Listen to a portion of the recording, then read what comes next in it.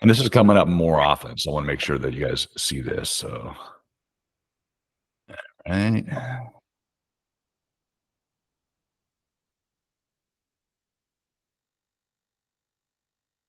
Okay. Uh, there's two forms that can get confused a lot.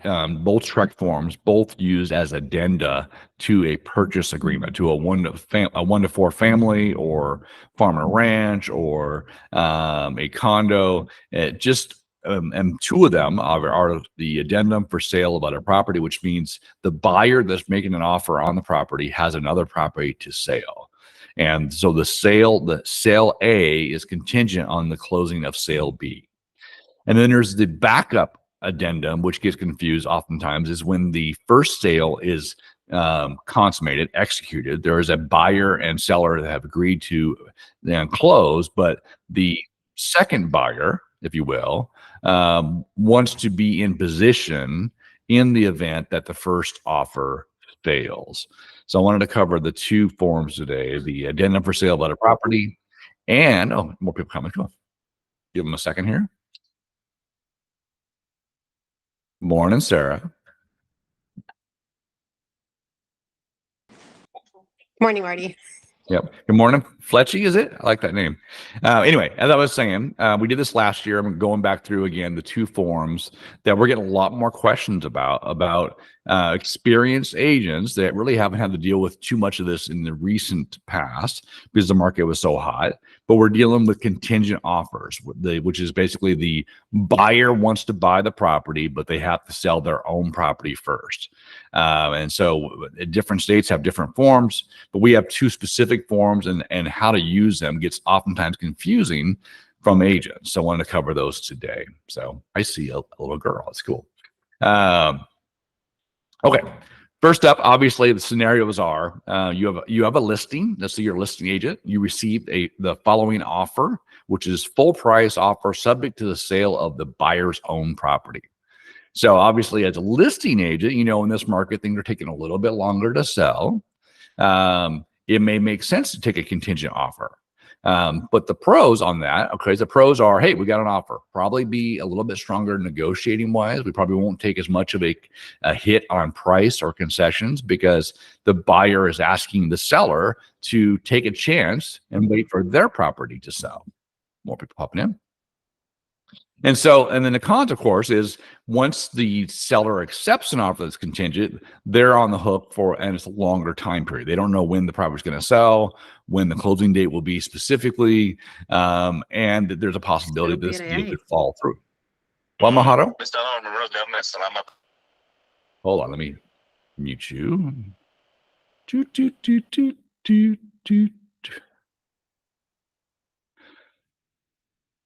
we go. Got it? Okay, you muted. All right. So anyway, and then it may fall through. And so there are risks to the seller as well, and that's why the seller can be more aggressive in negotiation, if you will. The pros are they have a very strong offer, and chances are it may take longer, but you may end up being able to sell it earlier on. So, what form would you use in the contract to protect both parties? Obviously, in Texas, we have the two forms we're talking about today. And then what happens if you get another offer after you take the first one, which is always the guess when a seller is asking, especially if you get an offer that's contingent or subject to the sale of other property early in the listing period. Let's say it's the first weekend you have on the market, and you make an offer that's contingent on the sale of your property. Oftentimes sellers go, well, I don't want to take one this soon. I want to wait and see if I can get a cash offer in the next week or so. It's usually later in the listing period when it hasn't sold yet that a seller is more likely to want to accept a offer subject to sale of another property, because an offer in hand is better than no offer at all, as we all know. So knowing that, we're going forward here. Hey, Paul. All right. So buyer A, here's the scenario. Buyer A comes to buy the properties. Okay. They are making an offer to the seller saying, I want to buy your property, but I have my own property to sell. So they're going to include the addendum for sale of other property by buyer. And so they're going to make your normal offer. I'm going to buy your property for $500,000. I'm going to close on May 19th, 30 days from now, blah, blah, blah, blah. But it's all contingent or subject to me selling and closing on my own property, because I'm using the proceeds from my property to buy this property. So you're going to include this addenda. This addenda looks like this. It says the contract is contingent upon buyer's receipt of the proceeds from the sale of the buyer's property. So it's not about buyer's property going pending, buyer's property getting an offer. It's only about the buyer receiving the funds from the sale of their property. So it's very specific contingency, right? And then it says on or before. So this contingency period, they want to make sure that how much time are you going to give the buyer to sell their house, to receive the proceeds, knowing that typical sales are 30 to 45 days and they don't have an offer yet, and oftentimes, so they haven't put on the market yet. Our forms could you seriously need an upgrade as far as more details to protect a seller. But in this case, it just said, hey, buyer wants to buy the property. I'll list my property and I'll sell it. But when I need this many days to close on a property that I have and sell it. So they have to work with a really good listing agent to find out, how the market's moving, how fast things are selling. Are we going to price it correctly and so forth? So on the listing agent, you're going to be asking that buyer's agent and the buyer, who are they working with when they list their own property before your seller accepts a contingent offer. Now, it says if the contingency is not satisfied or waived by the buyer by the above date, the contract will terminate automatically and the earnest money will be refunded to the buyer. So right here is a carte blanche. The buyer has all the other things they built into the contract, whether it be third-party financing, whether it be anything else that they put in as far as timelines go, seller disclosure. But this is specifically that the contract will terminate if the buyer doesn't receive the funds from the property by such and such date. Okay. So if the seller accepts a written offer, now we're going back to seller. This is buyer A. This is now buyer A is who's including this addendum in their offer to seller A, is saying that if seller accepts a written offer to sell the property, seller shall notify buyer of such acceptance, first of all. So that's a second buyer. And that seller requires the buyer to waive the contingency. Buyer must waive the contingency on or before blank after the seller's seller's notice to buyer. So the buyer is putting into the agreement this contingency says that if we don't sell our property and receive funds by X date, 30 days, 45 days from now, this contract automatically terminates and I get to keep my earnest money. However, if seller gets another offer, written offer, and they send written notice to me, the buyer, I have this many days to respond to the seller's notice. Typically here it's 5, it could be 3. This is negotiable, but the buyer is adding this to the offer. So you want to say like 5 days after the seller's notice to the buyer. Otherwise, the contract will terminate automatically and the earnest money will be refunded to the buyer. So here, the buyer is saying, give me 5 days and I'll give you notice that I'm going to waive this contingency, meaning I don't need to sell my house, or I already did sell my house and I'm moving forward, or we're going to terminate and then you can go with your second buyer. Then C, buyer may waive the contingency only by notifying the seller of the waiver and depositing blank with escrow as additional earnest money. All notices and waivers must be in writing or effective when delivered in accordance with the contract. Now, we know when we make an offer subject to the sale of other property, we're putting earnest money and option money already in escrow. You're moving forward with your normal timelines. This additional earnest money can be negotiated, can be enticing to a seller, or it can be left blank. It's up to you, the buyer's agent and the seller's agent. Paragraph D, if buyer waives a contingency and fails to close and funds solely to the buyer's non-receipt of the proceeds from the buyer's property described in paragraph A above, buyer will be in default. If such default occurs, seller may exercise remedies specified in paragraph 15 of the contract. Be very clear here. It says if buyer waives a contingency, meaning they come back and say, right, you gave me notice, you had another offer. We're going to waive our contingency and move forward to close. So you can tell the backup buyer they can't have the property. We're going to close on this thing. And then they can't close because they were still dependent on the money from the sale of the property. Then the buyer's in default. meaning the seller can keep their earnest money or pursue any legal action against the buyer, including performance. It doesn't say that they waived their financing contingency. They still may have been relying on a loan.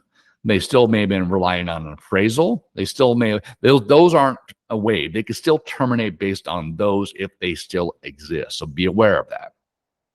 In paragraph E, for the purposes of this addendum, times of the essence, strict compliance with the times for performance started herein is required.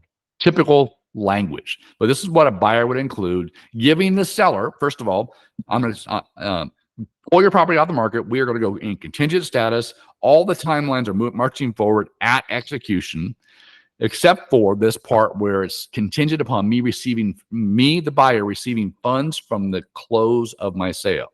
And in the event, seller, that you get another offer in the after you execute this offer, you can give me notice, and then I have 5 days to respond to you, or 6 days or 7 days, or whatever it is, to say either I'm moving forward or I'm terminated. Pretty straightforward. Now it gets convoluted. Okay. Then what do we use? So there's a form. It's called TXR 1912. It's the notices used for this form. So if a buyer included a sale of other property addendum, where they're going to sell their property, these are the notices. Now, the seller gets a second buyer. They have this form. It says seller's notice to buyer to remove contingency.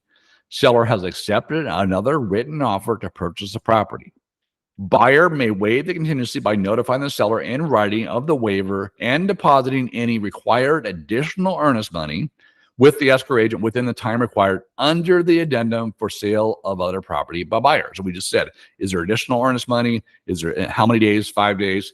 And then number 3, if buyer does not waive the contingency and deposit the additional earnest money within the time required, the contract will terminate and the earnest money will be refunded to the buyer. So this is the constructive written notice that the seller has to give to the buyer that has the addendum for the sale, subject to the sale of other property, when they've received and signed a second offer, a backup offer. And then the buyer on the same form within that 5-day period, either buyer waives a contingency and deposits the additional earnest money with the escrow agent, or buyer does not waive the contingency, contract is terminated, and the earnest money will be refunded to the buyer. So this is that form where the seller must send notice to the buyer, and this is the form the buyer responds one of 2 ways. I'm moving forward, we're waiving the contingency, or we're not moving forward and the deal's terminated. Okay, it's very important to know this form 1912, if you've got an executed offer with the addendum for sale of other property. Okay, now let's say you're buyer B. You're looking out there. This property's been in the contingent status, meaning it's subject to the sale of other property for a long time. It hasn't closed yet. Your buyer likes the property. They want to negotiate a good deal on it. So they go and approach the seller and say, I want to buy this property, and I'm happy to be in the backup position just in case the first offer fails. So they would make an offer to the seller like they normally would with all timelines and say, I want to close in 30 days. Here's my earnest money. Here's my option money. But we're going to include an addendum for backup contract in this offer, acknowledging that our offer is subject to the cancellation or termination of an existing offer and acceptance between seller and a first buyer. Okay. So what does this say? This addendum for backup contract. It says this contract is the contract to which this addendum is attached, the backup contract, is binding upon execution by the parties. So the execution of the contract. And the earnest money and any option fee must be paid as provided in the backup contract. So the second buyer still deposits earnest money and still deposits option money, but nothing else happens. The backup contract is contingent upon the termination of a previous contract, the first contract dated on whatever date it is, for the sale of the property.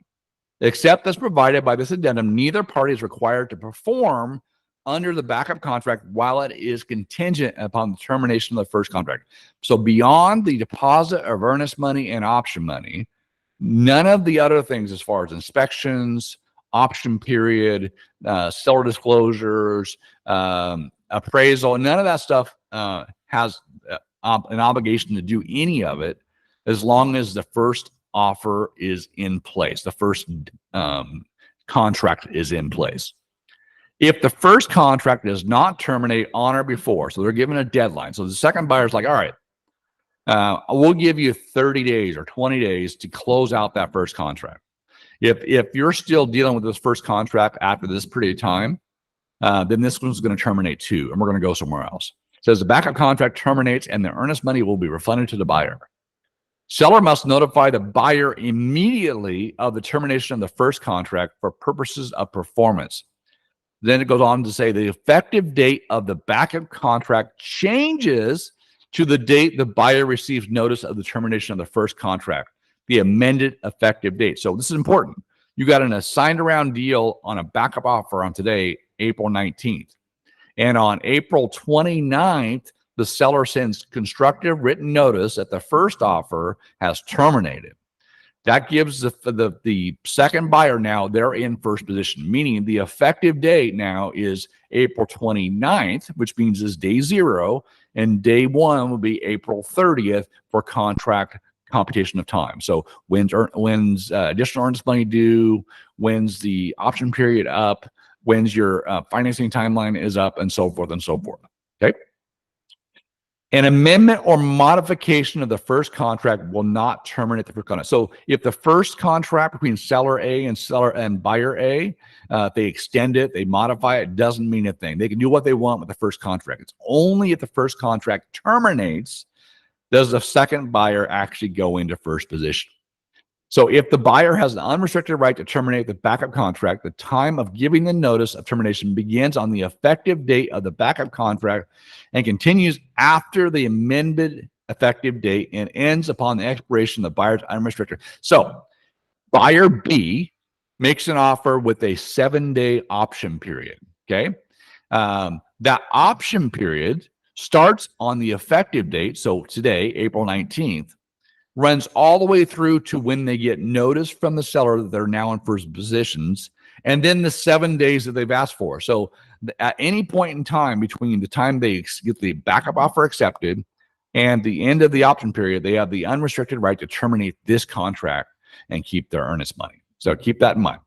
So the backup offer is got a lot of flexibility. They can be in position. They can go in for first position if the first offer terminates, but they can also walk away at any point in time saying, you know what, I got another property I want to make an offer on. Bye-bye. So for the purpose of this addendum, this time is of the essence, just like the last one. Okay. So, and then of course, the notice on this one is a different form. TXR, I can't, it's too small right there. TXR 1913, the other one's 1912, remember. So this is seller's notice to buyer of removal contingency under the addendum for a backup contract. So the backup buyer, once the seller terminates the first contract with the offer subject to a sale of another property, sends over this notice. Remember, they sent a notice to the first buyer for have them waive their contingency or to terminate. And then they would send this notice over to the backup buyer and says, in accordance with the addendum for the backup contract, seller notifies buyer that the first contract is terminated. The contract with the buyer is no longer subject to contingencies described in, which is the contingency is the backup contingency.